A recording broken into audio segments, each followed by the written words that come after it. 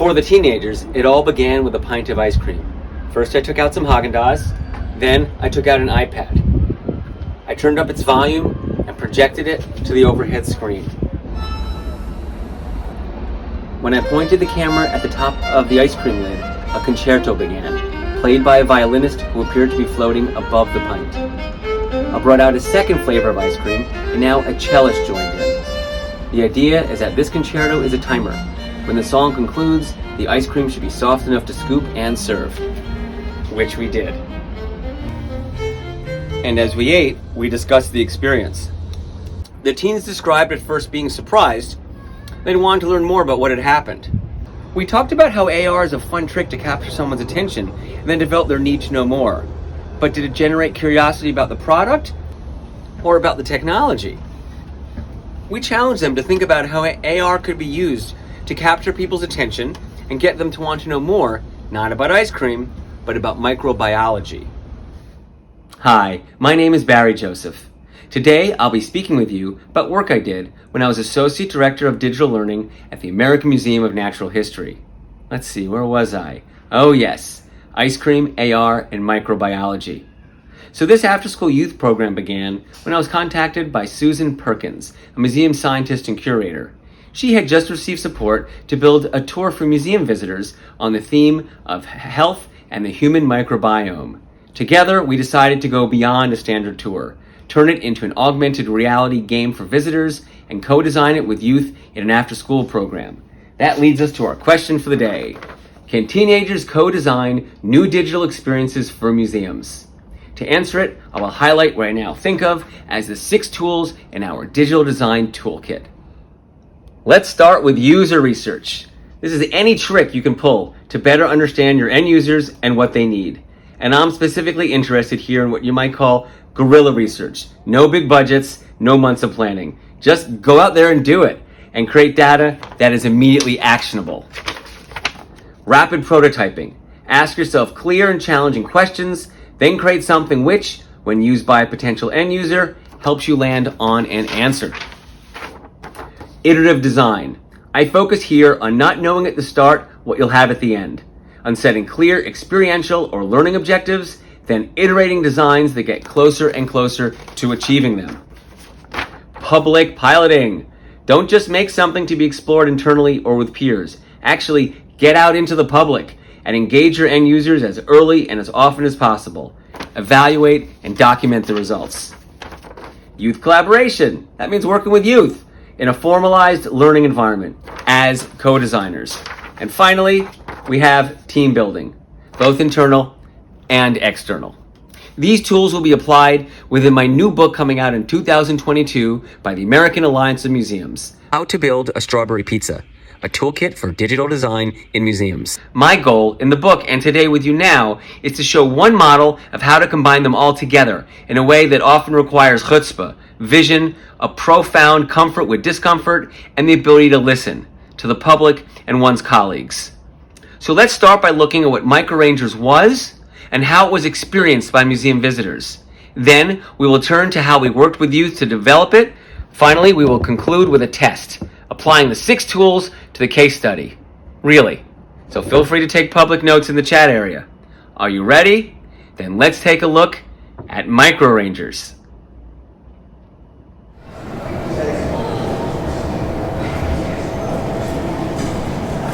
Welcome to this walkthrough of highlights from MicroRangers, the new game from the American Museum of Natural History about microbiomes and threats to global biodiversity. To play, all you need is this app and this communicator coin. Let's go. I need to hold up my coin. MicroRanger, welcome to the ocean habitat. Our next microcrisis distress call is just coming in now from water quality scientist Dr. Lumen. I'm Dr. Lumen. I study bioluminescence at the Winter School of Marine Biology. There's a serious problem. Ever since the last big rainstorm, the bioluminescent microorganisms stopped glowing. MicroRanger, can you use your special abilities to help me figure out what's causing this lights out situation? And it's time to help Dr. Lumen solve the case of the bioluminescent blackout. Oh, now it's showing me what to look for. I'm looking for this blood belly squid. I'm looking in the display case. There it is. Let's line it up. Got it. Oh, back to the coin. Okay.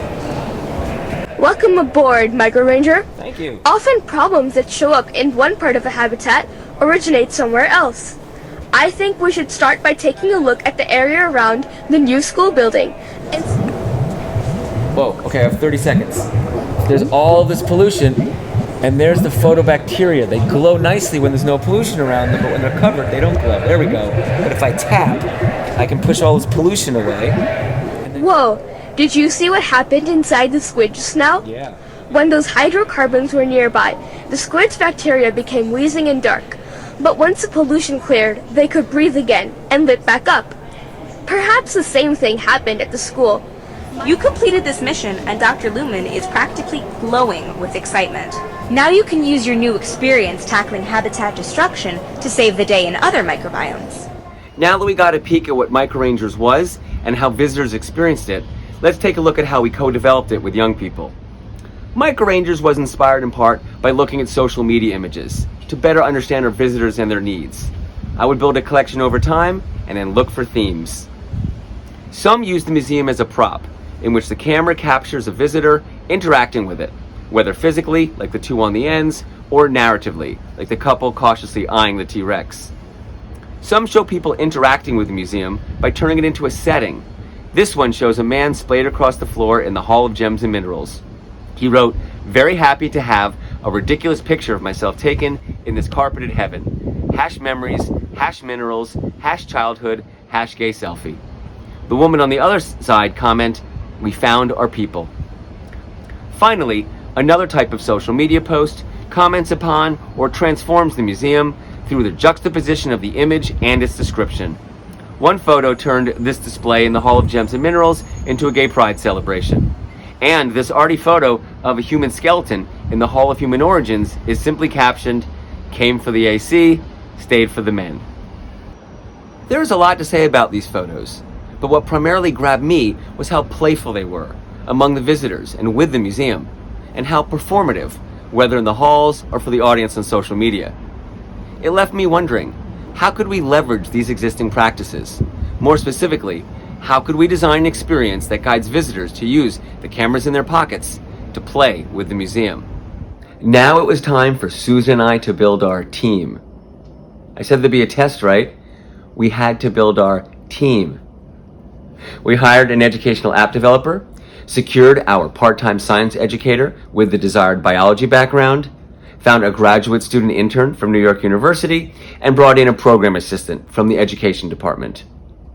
In addition to the educational objectives of the game, we decided that youth developing it in the after-school program should also be able to do three things. Number one, co-design a hall-based educational experience.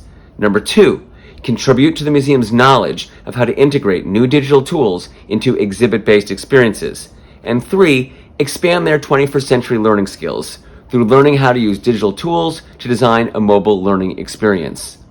In addition, there were two other teams, an internal one at the museum, graphic designers, social media, and such, and we also had external partners, like an AR app developer in Texas.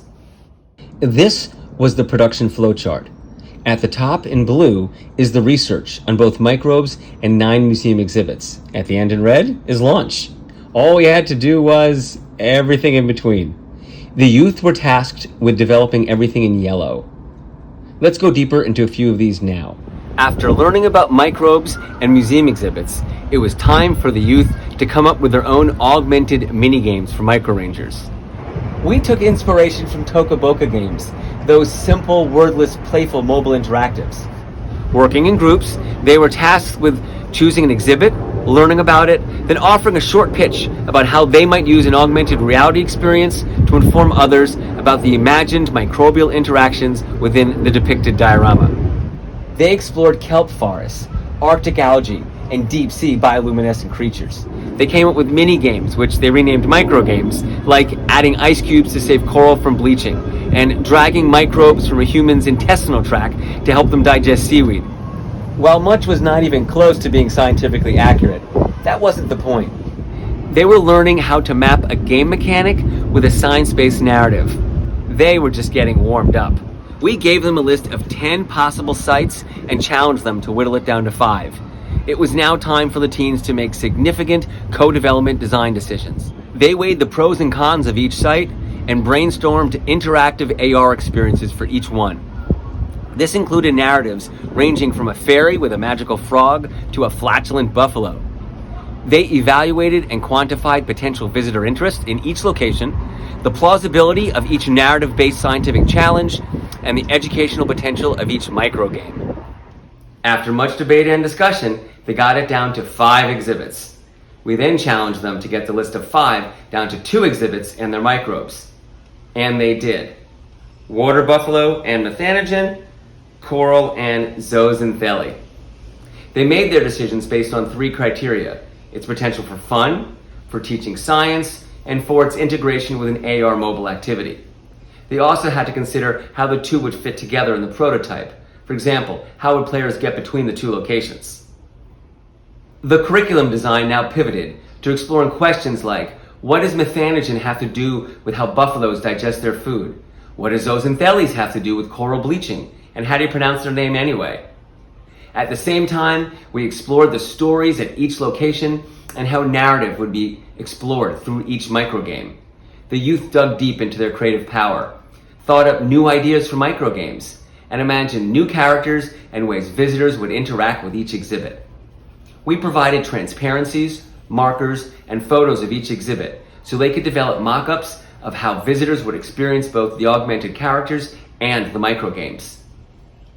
These efforts culminated in an after-hour, in-hall beta test in which the youth led walkthroughs of their ideas using cardboard iPads, hand-drawn stand-ins for the augmented cards, and acted out their characters using costumes with unanticipated accents and descriptive names. Ahoy, MicroRanger! Dr. Polyp here. After receiving feedback, they iterated their designs, developing for each location a microbe-based mystery and its assortment of characters, science content, microgames, and a narrative tying it all together. At each step, every decision had to be approved by the scientist, the educators, and myself. The final design document was only built through numerous rounds of testing, feedback, and iterative design. Eventually, we had everything we needed for our app developer to take our assets and turn them into a playable prototype. Well, almost. We just needed the video assets to create the digital characters that would appear in the player's hands, triggered when the app viewed the visual AR targets on the scientist's playing cards. Fortunately, the museum has a photo studio with lighting, cameras, green screens, and everything else we might need. We held our own auditions within the course for our new AR stars, costumed these new actors and actresses, then headed to the studio for the film shoot. The footage from the day would be triggered at key moments within the game and be seen in the palm of the player's hand, just like Princess Leia in the first.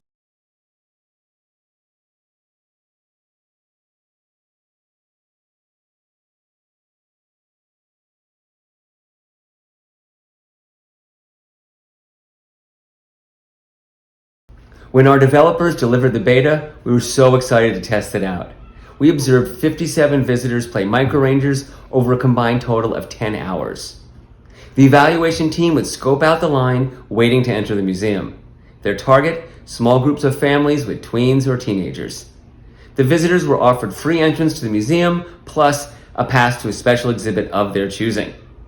The team's approach within each 30-minute session was to observe the visitors with minimal intervention and then interview them immediately afterwards. We learned quite a bit. MicroRangers taught science. 83% of players claimed to learn something new and can repeat back information that aligned with our learning objectives. As one child reported, coral gets stressed, zoo something leave, and the coral loses its color. MicroRangers was fun. Nearly all groups enjoyed playing the game and said they would return when it was finished. One visitor reported, "It was more fun to read and experience information in this way than to read an old plaque."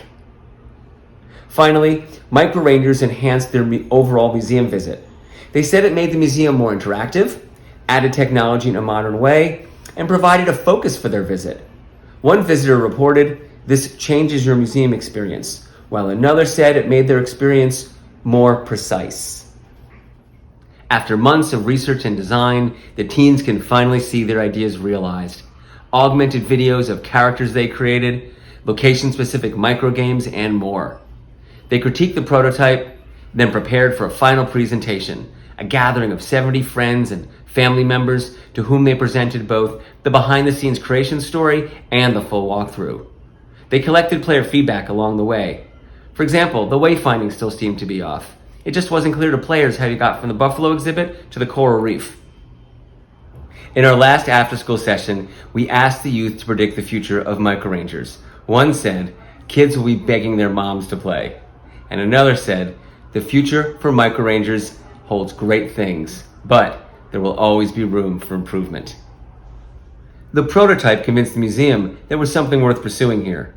A few months later, a funder was secured to support taking the prototype to production, expanding it from 2 to 12 locations, and continued to co-develop it with a new group of youth. We implemented many lessons learned through iterating the experience design. For example, the youth videos were replaced with animations, and the AR cards were replaced by the AR coins I showed earlier. To learn more about that phase and what happened once it launched, you'll need to read that chapter in my book. But for now, I'd like to reapply the 6 tools in our digital toolkit to what we just saw. Let's start with user research. We use social media to generate user insights for MicroRangers. Please tell me, what were some of those insights? Go ahead, please put your response in the chat. This is the test I promised. I'll wait a moment. Okay, it led you to ask, how could we design an experience that guides visitors to use the cameras in their pockets to play with the museum? Exactly, word for word, in fact. Rapid prototyping. What materials composed the first prototype for MicroRangers? Let's see. You provided transparencies, markers, and photos of each exhibit so youth could develop mock-ups of how visitors would experience both the augmented characters and the microgames. Yep. Public piloting. The prototypes for MicroRangers were piloted with different audiences. Please describe one. You told us about pulling visitors out of the ticket line to better understand how the game might be played for people who were visiting the museum for the first time and are unlikely to return anytime soon. I don't think I said all of that, but it is correct. Iterative design. List, please, at least one design change that was made over the course of MicroRangers. Oh, there's a lot here. Love it.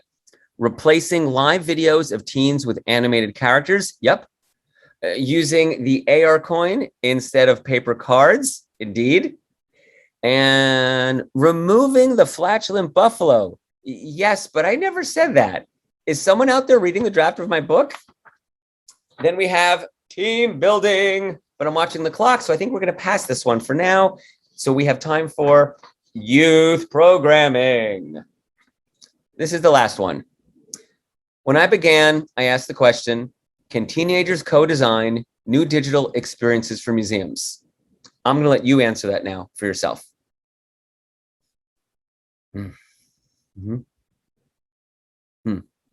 Well, congratulations. You all passed.